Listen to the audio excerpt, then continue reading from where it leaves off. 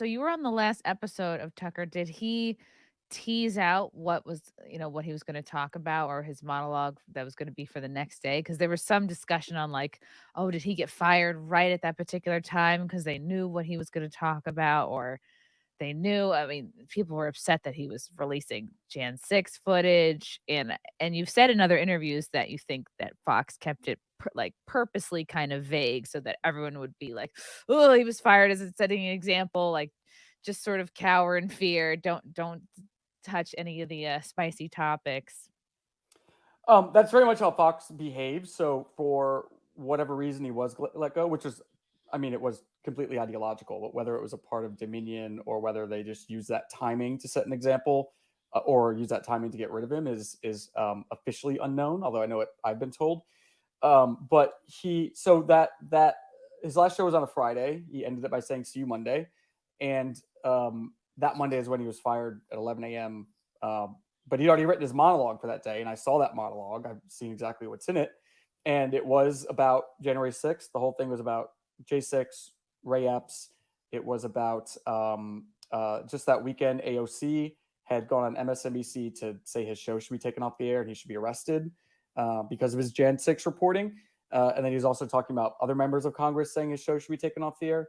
And then also that night, he planned to debut his first part of his interview with Capitol Police Chief Stephen Sund, which was Wow. they'd already done the interview and they were going to start trickling it out that Monday night. And then that was the day that he got the phone call. Weirdly enough, so it happened to be the 6-year anniversary of his show moving into the 8 p.m. time slot. And when Fox News president Suzanne Scott called him up at 11 in the morning, he thought, she's calling to congratulate me on the anniversary, and said she was just like, yeah, The opposite. It was the the opposite. Yeah. And at the same time, 2 other Fox executives were calling his executive producer, Justin Wells, who was in New York at the time, to fire him. And so they haven't, he's still an employee of Fox News. He's still getting a paycheck every week as we're talking right now. But they still haven't given him a reason for taking a show off the air. Yeah, they pay him to basically they want him to fade into irrelevance. They want him to lose his fan base. They want people to forget about him. So they're basically paying him what through 2025, hoping that'll keep him from getting on other shows. But like as you said previously, it didn't include Twitter.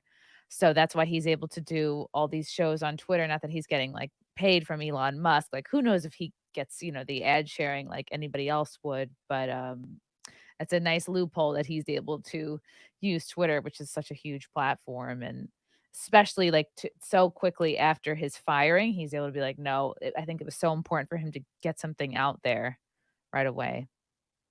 Oh yeah, immediately that video he dropped from his old studio in Florida. Yeah, to get out there immediately. He's yeah, you're right. He's not getting paid by Elon Musk. He's not an employee of Twitter, but you know, from what I understand, is that Fox failed to include Twitter in their non-compete, which is why he's there. They never thought it would be competition. But yeah, his contract goes until December 2024, so 1 month after the next Oh, presidential wow. election, conveniently. And it's funny because people are saying, well, they had to get rid of him because they had to pay $787 million to Dominion. They have to save money. Well, no, they're paying him to not have a show. So, and paying him to, be as silent as possible, which of course he's And not to going to do. scare all the other employees. Absolutely. 100%. Yes. To get in line. Look, because, Tucker didn't push those theories about Dominion on his show at all. In fact, he pushed back against them and kind of took people like Sidney Powell to task. And the reason why his text messages and other things were made as a part of discovery in the lawsuit was because Dominion was using him to show that reasonable people didn't believe that the voting machines were hacked, reasonable people at Fox. So that's why he even became a part of the lawsuit.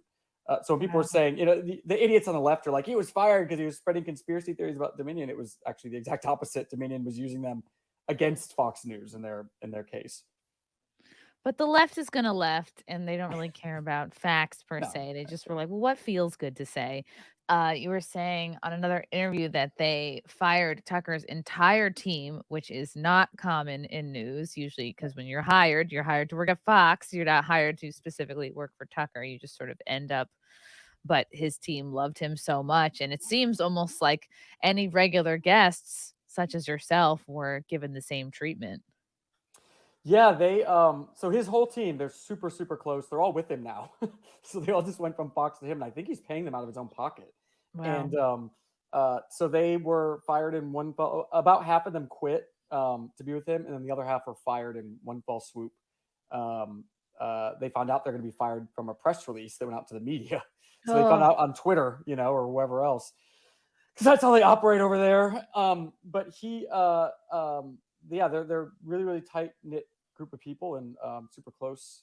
I think I had something else. Was there another part of that question? I can't remember. no, I think you answered I it. think I Yeah. answered it. Okay, there we go. Yeah, his team is just very dedicated, which speaks volumes of what a great guy he is. Sheriff Cow, thanks for the super chat. Good call on the big four third rail subjects that even Fox avoids. For example, continued silence on ESG is very telling. Yeah. And Tucker was, yeah, it was COVID-19, January 6th, Ukraine war, UFOs. I wonder if there's any other topics that he delved into that were no nos. Just war, probably in general. Yeah, war. Yeah, I initially thought it was the Ukraine war was the big one, and I asked him directly about that after he was fired. And he said that the Murdochs are big Zelensky people, big warmongers. They all love that stuff, but they told him directly like we disagree with you. I think when he was getting a lot of flack like in 2022 over his stance on the war, they like flew to him and had dinner with him to be like we disagree with you, but this is what he told me. But you're welcome to speak your mind and however you see it. And so he was always super grateful for that. But at the same time, it's like, see, BlackRock has like a 10% controlling interest in Fox. And Wow. I believe they're like the number one, I don't know, funding war machines. Interestingly, State Street Capital owns Dominion Voting Systems, and State Street Capital is number 2 in funding war machines from what I've read. So I always thought it was the Ukraine war that was the big one, but it could have been any one of those or all of them combined. It's interesting that they had dinner with him to be like, "It's okay. You can keep talking about whatever you want." Almost like he's supposed to read between the lines there. Yeah, I wonder if he thinks about that now. I should ask him, but yeah, Did that he seem was to have any regrets or wish he had handled anything differently?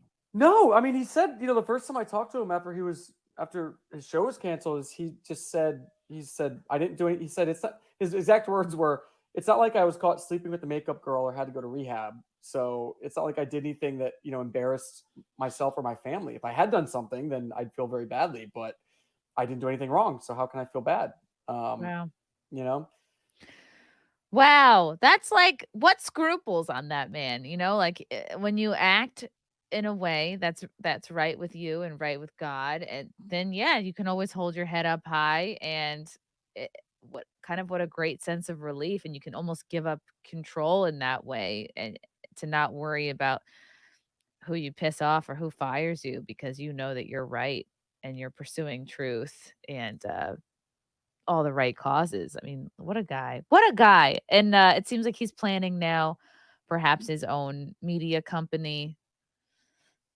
I don't know if he'll yeah, do that and Twitter, but maybe Twitter is just a holdover.